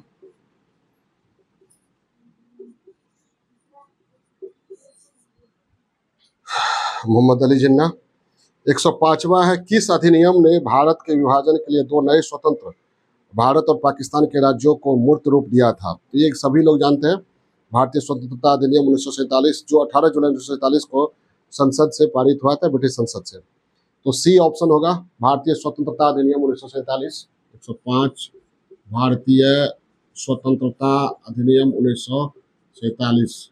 106 कोशिश करेंगे हम इसमें शेष क्वेश्चन सारा आ जाए आंसर, शेष क्वेश्चन का आंसर लिखा जाए। 106 में किस नेता ने 1918 में बिहार की यात्रा की ताकि होम रूल लीग की गतिविधियों को बल मिल सके? तो इसमें एनी बेसेंट है जो बिहार की यात्रा पर आई थी। 106 का ए, एनी बेसेंट। Annie Besant. 107, 107वां सवाल है ये, चंपारण कृषि कमेटी की नियुक्ति में किसके बीच समझौता हुआ? तो सभी लोग जानते हैं, भारत सरकार और गांधी जी के बीच समझौता हुआ था। भारत सरकार और गांधी जी के बीच समझौता, बी भारत सरकार और गांधी जी के बीच। 108वां सवाल, 108वां सवाल है, बिहार में किसान सभा के प्रमुख नेता जानते हैं, सभी लोग जानते हैं, सहजानंद सरस्वती, बहुत फेमस लीडर रहे अपने जमाने के, सहजानंद सरस्वती। 109वां सवाल, 109वां सवाल हो गया, विक्रम पुलिस थाने के अंतर्गत राष्ट्रीय ध्वज को फहराते समय किसको मार दिया गया था? इसको बी ऑप्शन होगा, विक्रमपुर के राम नारायण। 109 बी, विक्रमपुर के राम नारायण।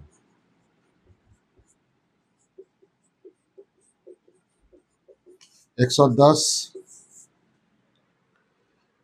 वह मार्च 1939 में बिहार के मुख्यमंत्री कौन बने? तो इसमें मार्च 1939 है, पहले बने थे मोहम्मद यूनुस, जिनको फिर उसके बाद श्री कृष्ण सिंह बने थे। सी आंसर होगा 110 का सी, श्री कृष्ण सिंह। 111 सूची 1 और सूची 2 को सुमेलित करना है, इसे हम बोल दे रहे हैं, जो बोल रहे हैं उसको ध्यान में रखिएगा। कर्ण सुवर्ण ये पश्चिम बंगाल होगा, प्राग ज्योतिष ये असम होगा, गिरनार गुजरात होगा और प्रतिष्ठान महाराष्ट्र होगा। यानी बुकलेट सीरीज डी में ये ए में सारा है, 3 4 2 1, तो ए होगा इसका, ए 3 4 2 1। 112 निम्नलिखित में कौन एक ऋग्वैदिक युग से संबंधित नहीं है? घोषापाला विश्वारा ऋग्वैदिक युग से संबंधित है, गार्गी उत्तर वैदिक युग से संबंधित है, मैत्रायणी संहिता में गार्गी और याज्ञवल्क्य के बीच संवाद का उल्लेख भी होता है। तो ये सही आंसर होगा गार्गी। 112 का ए, गार्गी।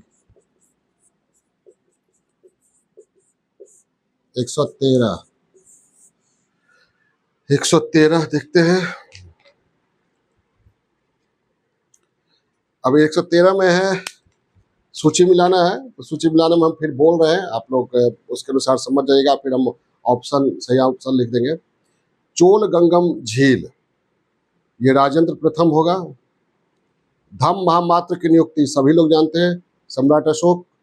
सुदर्शन झील सभी लोग जानते हैं, ये सॉरी उससे पहले प्रयाग की सभा हर्षवर्धन सभी जानते हैं, और सुदर्शन झील चंद्रगुप्त मौर्य। तो इस हिसाब से बुकलेट सीरीज एच में ये बी में है, 3 4 2 1। 113 का बी, 3 4 2 1। एक बार फिर से बोल देते हैं, चोलगंगम झील राजेंद्र चोल ने बनाया था। धम्म महामात्र की नियुक्ति सम्राट अशोक ने किया था, जिसका उल्लेख स्तंभाभिलेख में भी है, अशोक के शिलालेख में भी है। प्रयाग में महासभा का आयोजन किया जाता था हर्षवर्धन के द्वारा। सुदर्शन झील चंद्रगुप्त मौर्य ने निर्मित किया था गिरनार में। 114 आइए,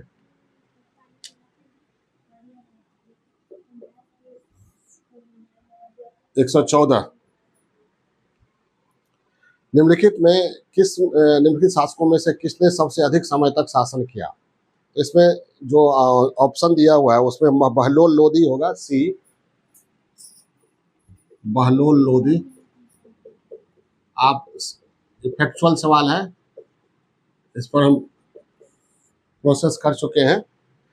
मोहम्मद बिन तुगलक का 1325 से 51 है, अलाउद्दीन खिलजी का 1296 से 1316 है, बहलोल लोधी का 1451 से 1489 है, बलबन का 1265 से 1287 है।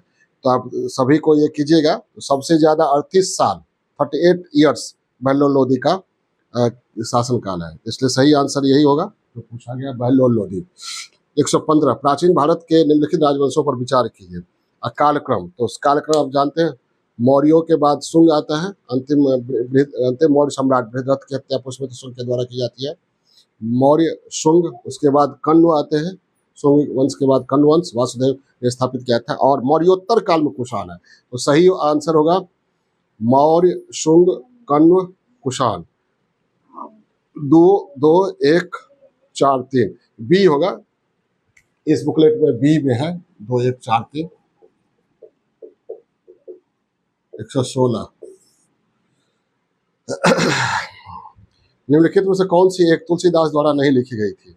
तो इसमें विनय पत्रिका तुलसीदास की है, गीतावली तुलसीदास की है, कवितावली तुलसीदास की है, साहित्य लहरी सूरदास के द्वारा लिखी गई थी।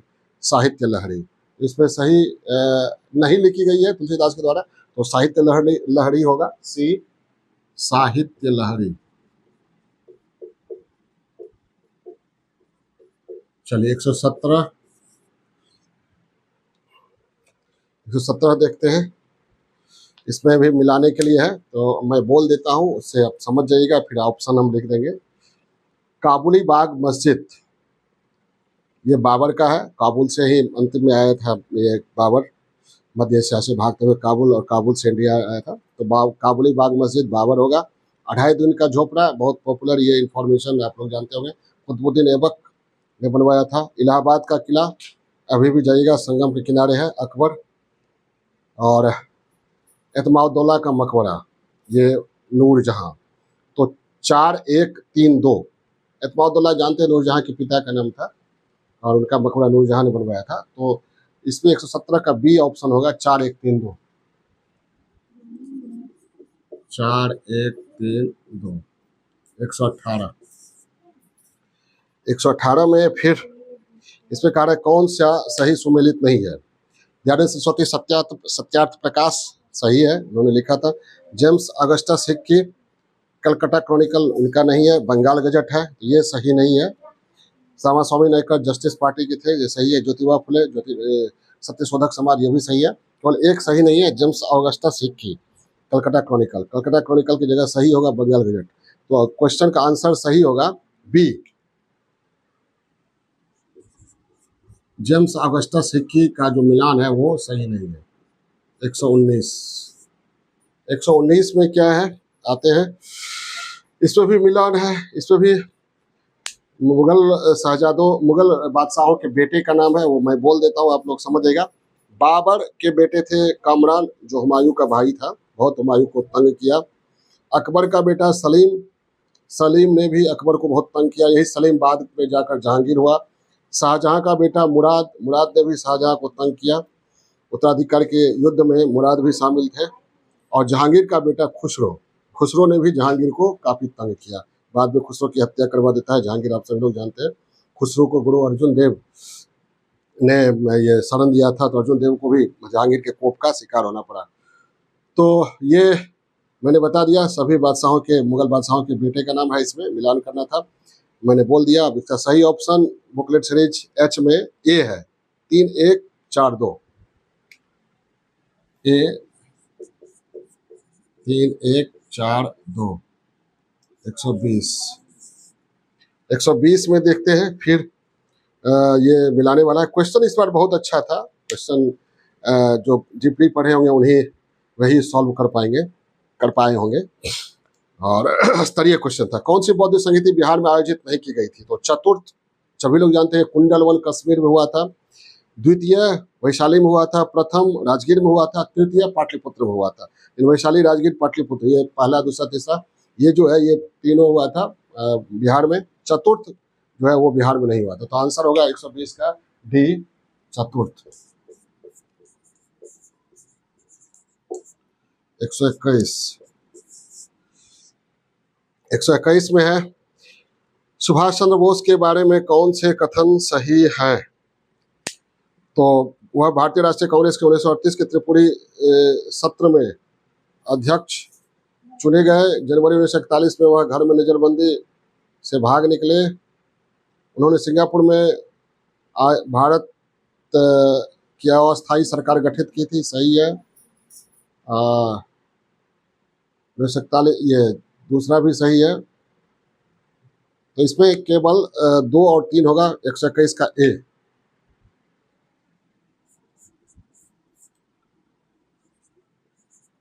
122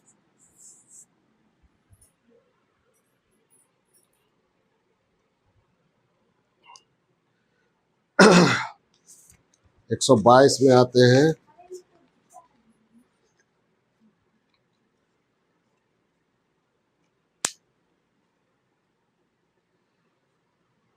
कौन से निम्नलिखित में से कौन नालंदा विश्वविद्यालय में आचार्य नहीं थे? जैसे नागार्जुन भी है, शिलभद्र भी थे, शांति रक्षित भी थे, कौटिल्य नहीं थे।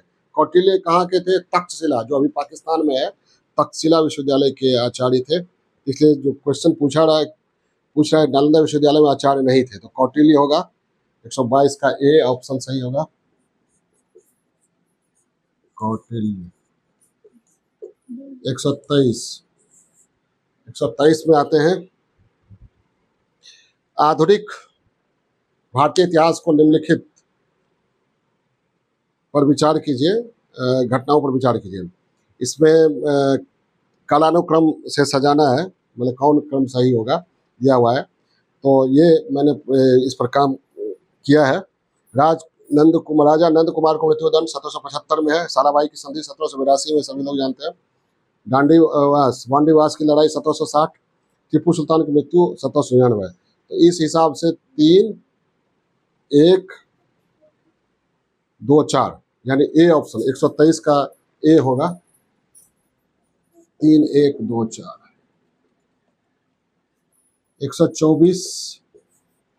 124 में आइए, बिहार के निम्नलिखित समाचार पत्रों में सबसे पहले किसका प्रकाशन हुआ? तो ये सही आंसर होगा पटना हरकारा। ये थोड़ा कंफ्यूजन वाला सवाल है। पटना हरकारा, 124 का ए, पटना हरकारा। पटना हरकारा बहुत लोग मार सकते हैं। बिहार हेराल्ड, हरकारा का मतलब होता है, पहले जो होता था वो ये समाचार पत्र लेकर दौड़ता था लोग पहुंचाने के लिए सभी जगहों पर, गाड़ियां नहीं हुई करती थी, तो वो संदेश वाहक जो था, जो दौड़ के जाता था, उनको हरकारा कहा जाता था, या फिर पेपर बांटने वाला हरकारा कहलाता था। 125 में आइए, इसमें भी मैं बोल देता हूँ, आप लोग मिला लीजिएगा, सूची मिलाने वाला है। चंपारण सत्याग्रह डॉक्टर राजेंद्र प्रसाद होगा। आजाद दस्ता जयप्रकाश नारायण ने गठित किया था, सभी लोग जानते हैं। और 1940 में व्यक्तिगत सत्याग्रह, इसमें श्याम नारायण सिंह होंगे। और किसान सभा बिहार, इसमें सहजानंद सरस्वती होंगे। तो इस हिसाब से 4, 1, 2, 3, 125 का डी आंसर होगा। 125 का डी आंसर, 4, 1, 2, 3। चलिए अब 126 हम प्रयास कर रहे हैं कि इसी लॉट में हो जाए। 126 में है, निम्नलिखित प्रश्न में नीचे दिए हुए 4 शब्दों में 3 में 1 प्रकार की समानता, चौथा भिन्न है। ये रीजनिंग आ गया। तो भिन्न शब्द को ज्ञात करें। दूरबीन, सूक्ष्म चीजों को देखने के लिए सूक्ष्मदर्शी यंत्र, वो भी एक ही जैसा हो गया। स्टेथोस्कोप, ये डॉक्टर के लिए, तो ये सी आंसर होगा। 126 का सी है स्टेथोस्कोप। 127 में है, चलिए 127 का आंसर होगा। इस पर क्वेश्चन है, स्प्रिंग को कोड में UNUFRC लिखा जाता है, तो उसी कोड भाषा में मोबाइल शब्द को क्या लिखेंगे? तो उसका आंसर होगा B, OMEFPA। 127 B, OMEFPA। OMEFPA। दूसरा पेन दीजिएगा। हाँ, उसके बाद है 128। मुकेश ने अपने मित्र से कहा, रीता मेरे पुत्र की पत्नी की बेटी की माँ है। मुकेश का रीता से क्या रिश्ता है? ससुर का। 128 का डी होगा, ससुर। 129 राम उत्तर दिशा में जाता है, फिर दाएं मुड़ता है, फिर दोबारा दाएं चलता है और अंत में बाएं जाता है। राम किस दिशा में है? पूर्व। बी। 130 अंग्रेजी वर्णमाला क्रम में लिखते हुए निम्नलिखित में से कौन सा नाम सबसे अंत में आएगा? महिंदर। बी। MAHINDER। MAHINDER। 131 39 विद्यार्थियों की कक्षा में नितिन जोगिंद्र से 7वें रैंक आगे है। जोगिंद्र का रैंक अंतिम से 17वां है, तो नितिन का रैंक आरंभ से कितना है? 16वां। डी 16वां। 132वां। तो फास्ट कर रहे हैं क्योंकि अपलोडिंग में फिर दिक्कत होगी। 132 में है, यदि प्लस का अर्थ गुना, गुना का अर्थ घटाओ, भाग का अर्थ जोड़ तथा घटाओ का अर्थ भाग, तब 175 माइनस 25 भागा 5 जोड़ 20 गुना 3 जोड़ 10 का क्या होगा? इसका हम प्रोसेस कर चुके हैं। 132 का बी होगा 77।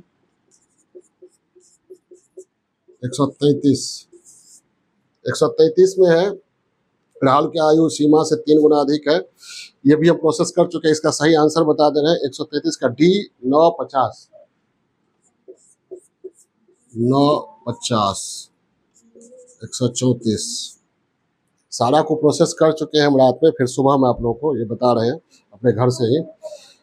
134 में बॉक्स बना हुआ है, खाली स्थान इंट्रोगेटिव साइन जहाँ प्रश्नवाचक उसको बीच में है, उसे 35 आएगा। ए 35। 136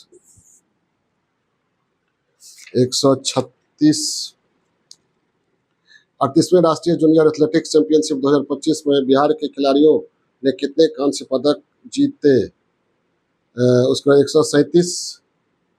ये एग्जैक्ट अभी ध्यान में नहीं आ रहा है। 137वां पर चलते हैं हम लोग।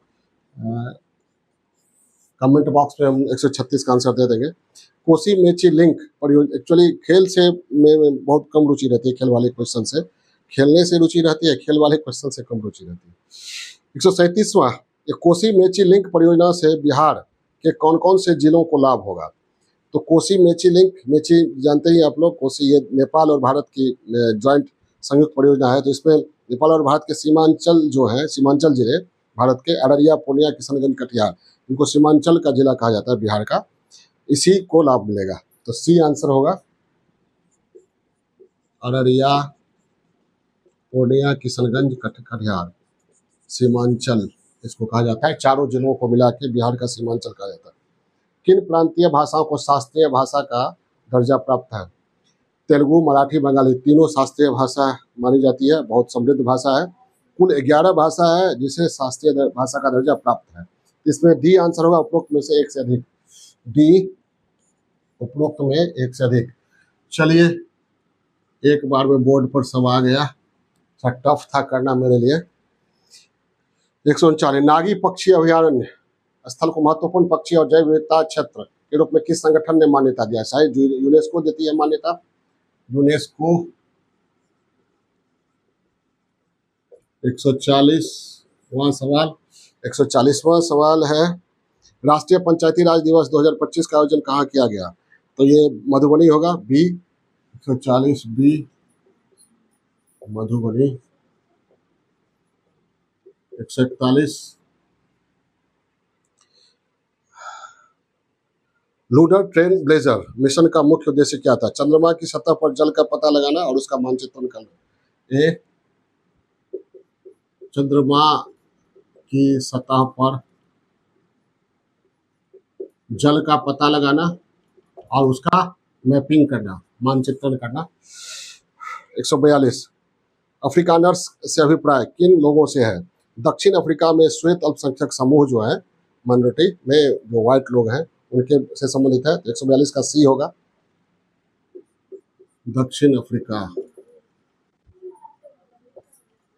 के श्वेत अल्पसंख्यक समूह। 143 में है ये। 16वीं सदी की बावड़ी का नाम क्या है, जिसे भारतीय पुरातत्व सर्वेक्षण ने हाल ही में वर्ल्ड मॉन्यूमेंट्स फंड इंडिया के सहयोग से संबंधित किया है, संरक्षित किया है। अग्रसेन की बावड़ी, राजो की बावड़ी, चौक की बावड़ी, उपरोक्त में से एक से अधिक। इसको भी रहने दीजिए, कमेंट में हम दे देंगे, ये ध्यान में नहीं आ रहा है। चलिए न्यूयॉर्क सिटी 144वां देखते हैं। 144वां, न्यूयॉर्क सिटी के मेयर का नाम क्या है, जिन्होंने 14 अप्रैल 2025 को B.R. अम्बेडकर दिवस घोषित किया? Eric Adams. 144 का B, Eric Adams.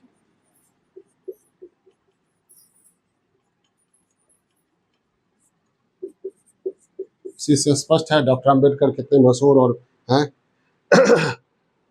145, Eurovision song contest का स्थायी नाम क्या है? United by music. 145 का C, united by music. United by music. 2 सवाल के आंसर छूट रहे हैं, वो कमेंट बॉक्स में मैं दे दूंगा। 146 में इसरो के GSLV F-15 मिशन के बारे में क्या सत्य है? तो इसमें सभी सत्य, उपरोक्त में एक से अधिक भी, उपरोक्त में एक से अधिक। 147वां,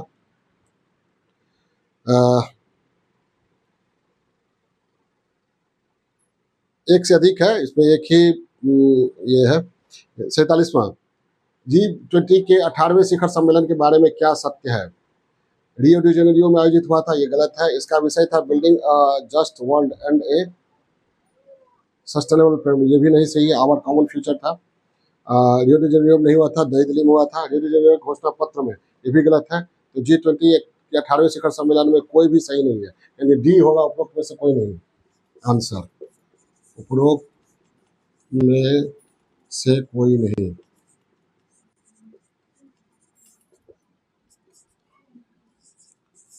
146वां पर जो इस GSLV F-15 के मिशन के बारे में क्या सत्य है, इसमें एक गलत है, ये 2 सही है, इसलिए उपरोक्त में से एक से अधिक दिए हैं।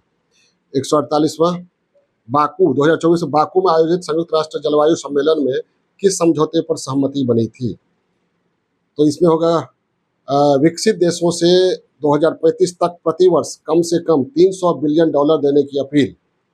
एक क्लाइमेट फंड भी कहा जाता है, क्लाइमेट चेंज फंड, तो ग्रीन क्लाइमेट फंड भी कहा जाता है इसे। 148 का सी आंसर होगा। विकसित देशों से 2035 तक $300 अरब देने की अपील।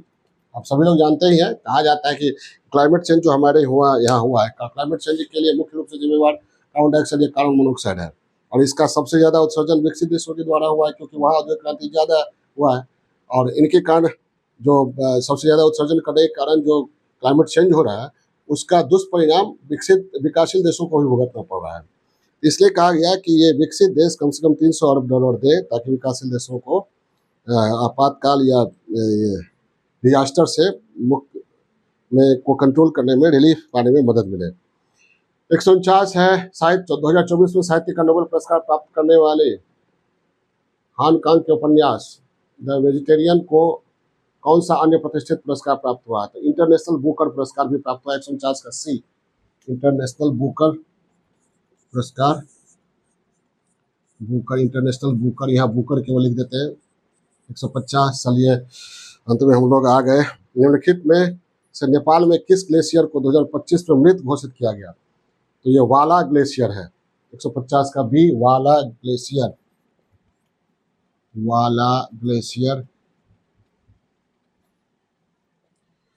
ये 150 क्वेश्चन हो गया, और ज्ञान अनंत है, अथाह है। सभी फैक्ट के बारे में 100% सच कहना हमारा ही सही है, मैं दावा नहीं करता हूँ। एक मिनट रुकिएगा। जो मैंने सर्च किया, जो मैंने समझा, जाना, खोजा, जो मुझे मिला मैंने दे दिया। आगे हो सकता है इसमें शुद्धि करना पड़े, 2 क्वेश्चन को छोड़ा भी है मैंने। एक और घोषणा मैं कर रहा हूँ कि इस बार 71वीं मेंस के लिए मैं जो बीपीएल स्टूडेंट्स होंगे उनके लिए बिल्कुल निःशुल्क क्लास लूँगा जीएस और एसए का। और जो 71वीं टारगेट बैच होगा, 71वीं बीपीएससी मेंस के लिए टारगेट बैच चलाया जाएगा, जिसमें मामूली बहुत ही कम फी रखे इस बार हमने रख रहे हैं 5500 5500 और केवल एसए के लिए 1000 रुपये रखे हैं। तो जो लोग शामिल होना चाहते हैं शामिल हो सकते हैं। ठीक है, ओके बाय।